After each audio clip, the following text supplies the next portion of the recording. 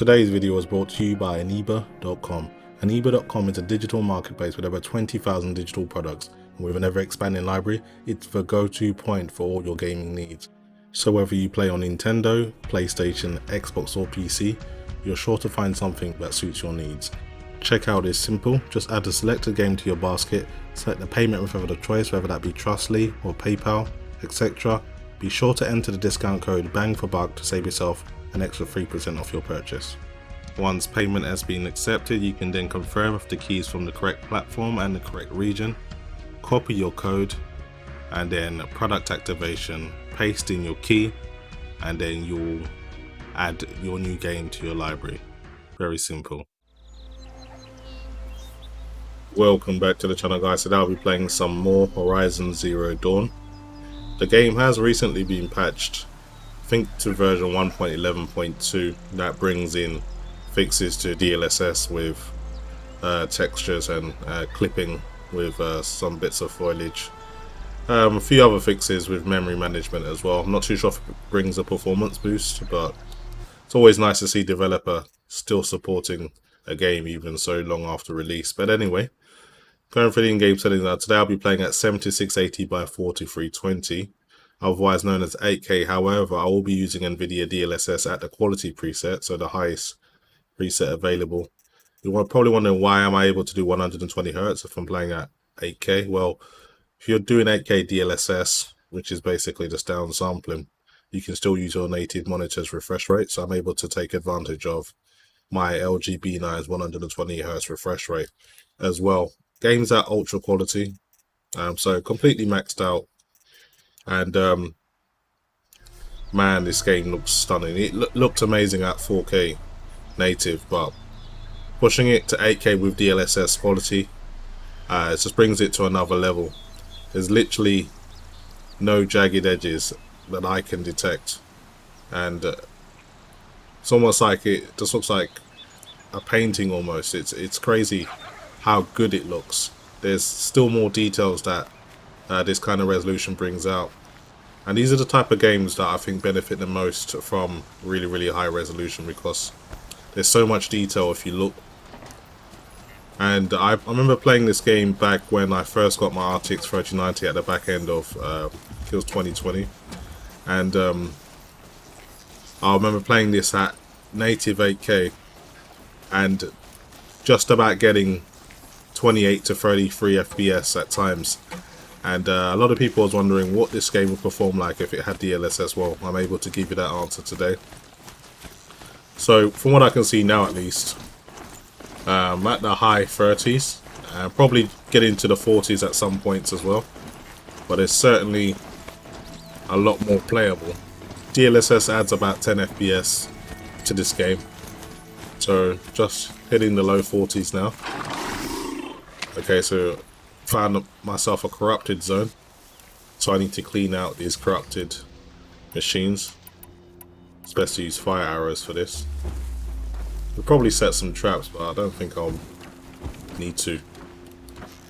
Let's take this guy out. Just gonna burn all the corruption away.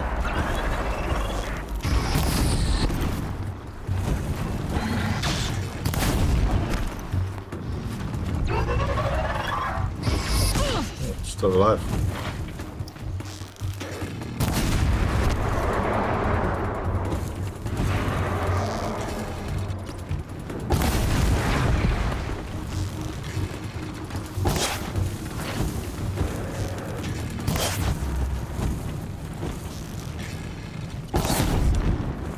Okay, I think I can see two more in the distance. These guys are looking for me. I think I'm just out of range of their scanners.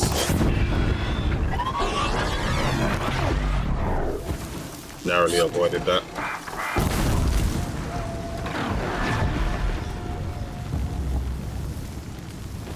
So combat doesn't really change much, still in the low 40s.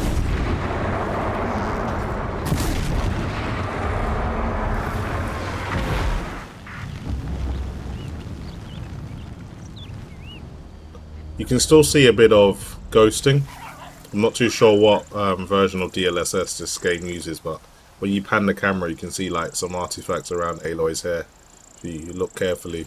So it's not perfect, but other than that it does look amazing.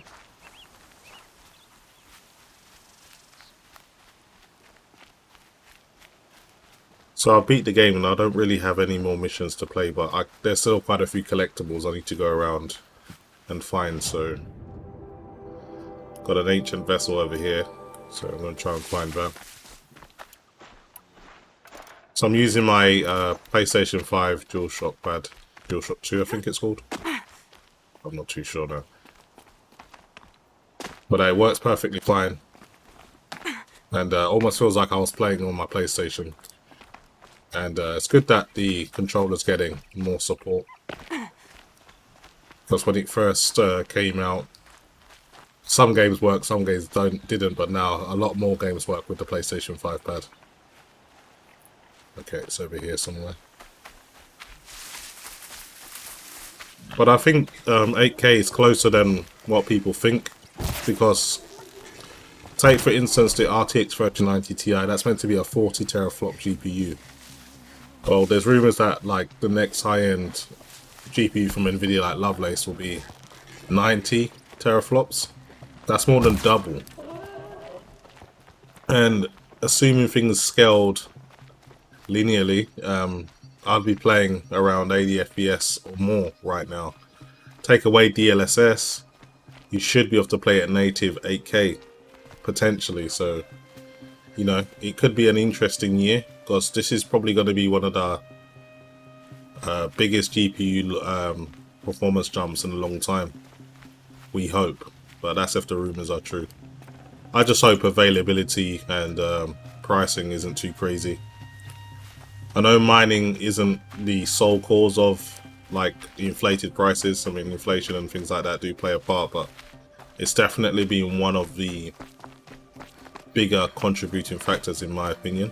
So hopefully you know, things are a bit better. So because I hope to get one at launch. I hope to get an RDNA 3 GPU at launch as well. Always like to try and get one from each company, just because I just enjoy testing out new technology as much as I like playing the new games. So to be able to get one of each on launch, that would be amazing. But that'll be wishful thinking, because it's been a whole year since the RTX 3090 has been launched and it's still pretty bad. I mean, the prices are insane. They haven't come down any, and not only that, availability is still bad, even though mining's starting to drop off a little bit.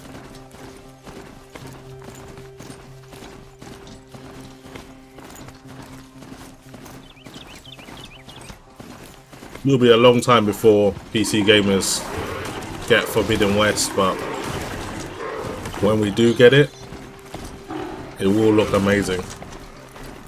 But luckily for me, I also have a PS5, so I won't have to wait until it comes to PC. Okay, try and take these guys out as well. May have to set some traps for these ones because they're quite big.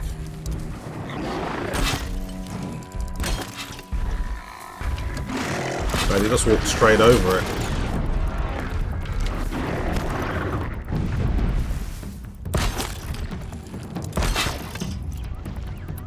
Should probably use fire traps rather than the explosive ones.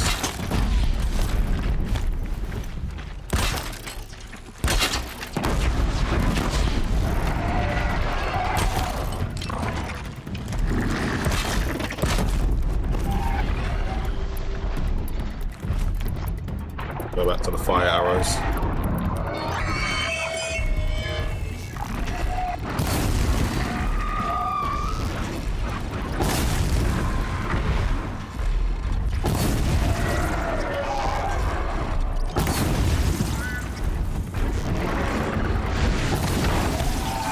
One more Sydney.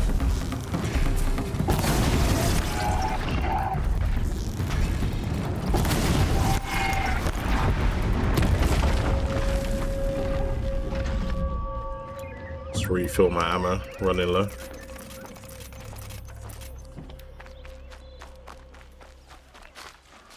Yeah, I think that's all the corrupted monsters around here. There might be one or two left. Let's have a quick look around. Yeah, there's one or two up there.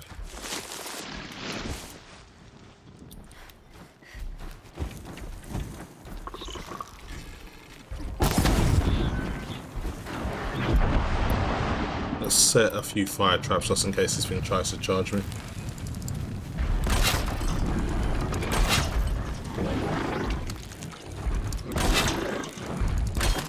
Man, that was terrible.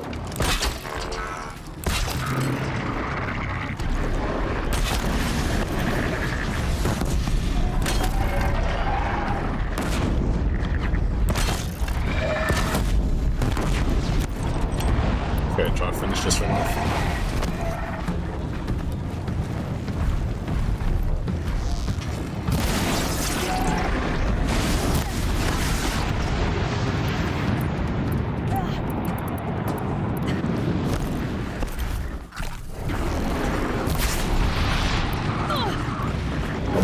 Stick with the right arrow.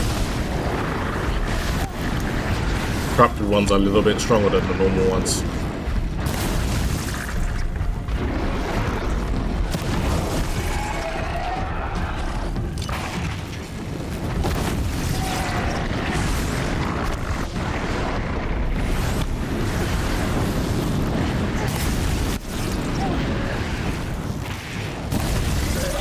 Come on, die already.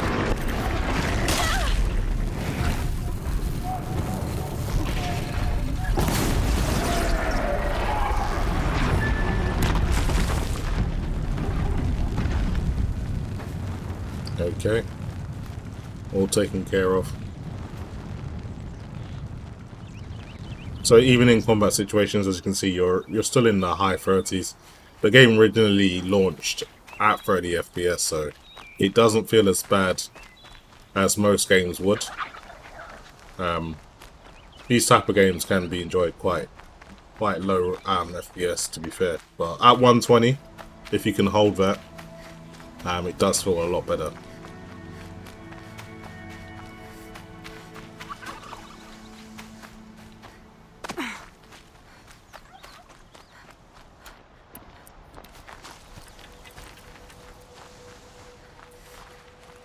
Let's head down to the water now.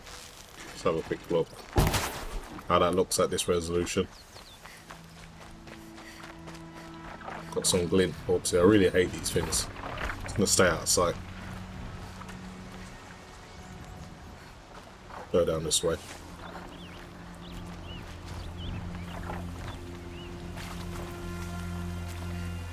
But yeah, definitely one of the better looking PlayStation exclusive that's made its way over to PC.